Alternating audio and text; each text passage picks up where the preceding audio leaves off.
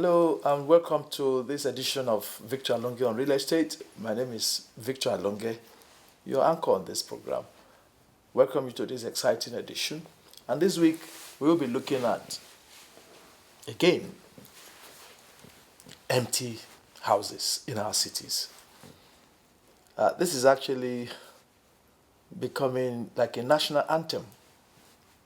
You know, everybody now talks about empty houses. You go to different areas in our cities, you find houses empty, and there is now some social, could we say, social political link now to it as look, there are many empty houses while some people don't have where to lay their head. People are homeless, but we have quite a lot of empty houses scattered all over. So why can't we? Some people even go to the extent of asking governments to forcefully confiscate and allocate those empty houses to, homeless or propertyless citizens. On this edition of Victor Alonge on Lesson, we'll be looking at this actually, and also extraying the moral and the constitutional, dimension to those calls. I will look at it after this message. Please don't go away. Welcome back. It's still Victor Alonge on Real Estate. Yes, empty houses in our cities. What can government do about it? There are two ways to look at it. Are we looking at it from the positive angle and saying, how do we minimize it? How do we eradicate it? Or are we looking at the negative side and say, look, can't we behave like a socialist system and take over these empty houses and allocate it to those who need them? I think Nigeria is a free market economy, and those who have those houses, actually, they had a choice of actually investing in real estate or in stocks and shares. Why we're not condoning, the morality of just leaving houses empty, while some people actually require it. But we need to look at the substance of our argument. First of all, those houses that are empty, are they the standard or the type of houses that the 17 million housing deficit people, are they the houses that they actually require? Can they afford them? If you look at most of our cities where we have these empty houses, those empty houses are mainly found in high-value neighborhoods.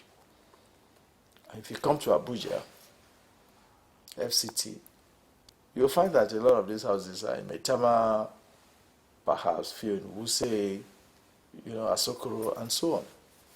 But if you go to Yanya, you go to all those areas, you hardly find empty houses.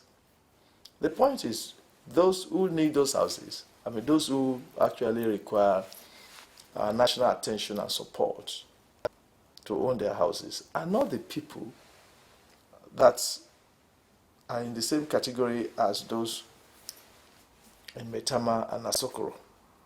So we need to get this right. The trend of argument does not actually hold water. But there is a different argument to be had for those who have houses empty in Metama and Asokoro and doing that with impunity without any penalty. We don't support that.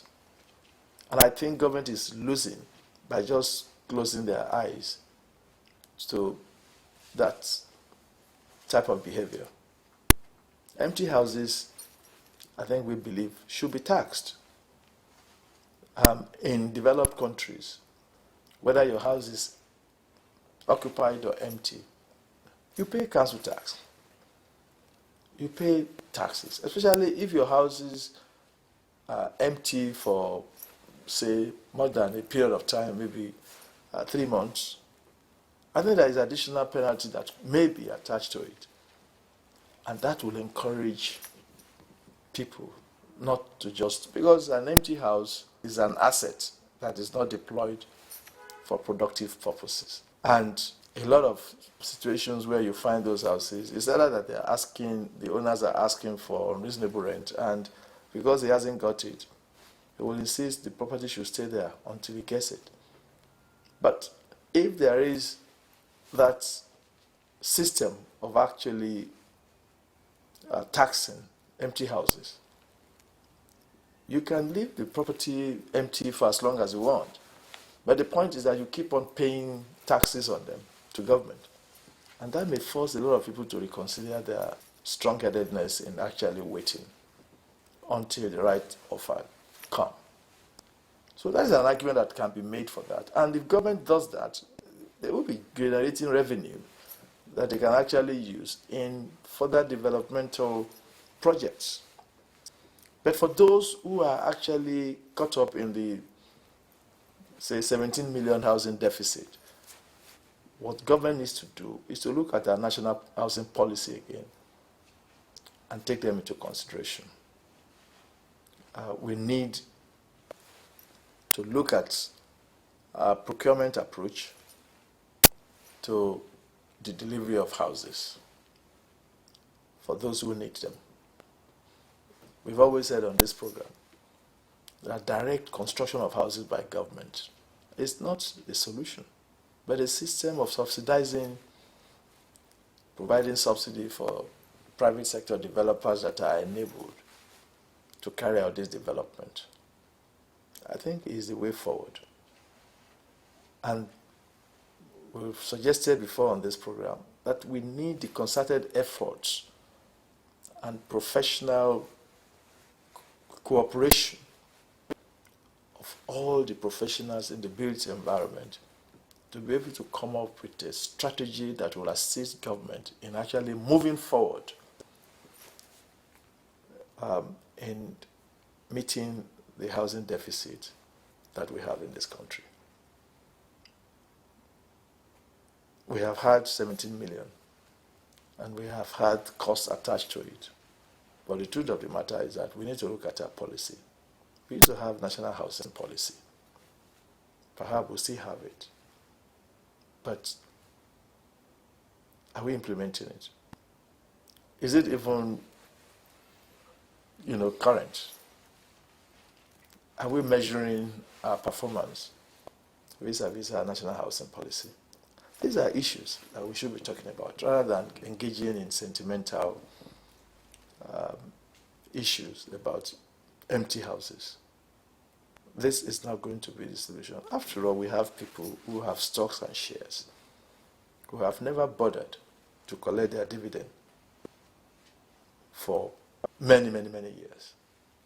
But will it be right to say, well, if you have not collected your dividend for 10 years, then government will take over your shares in those companies? I don't think that makes sense. This is a free market economy and a democratic environment. People have rights. And I think, international convention on human rights,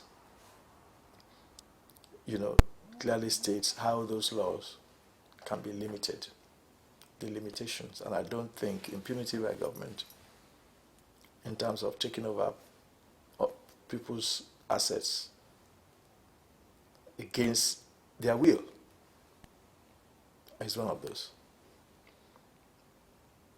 This is our position on virtual loan on real estate. I hope you've had a great time with us this week. Until I come your way next week, please continue to keep safe. Goodbye.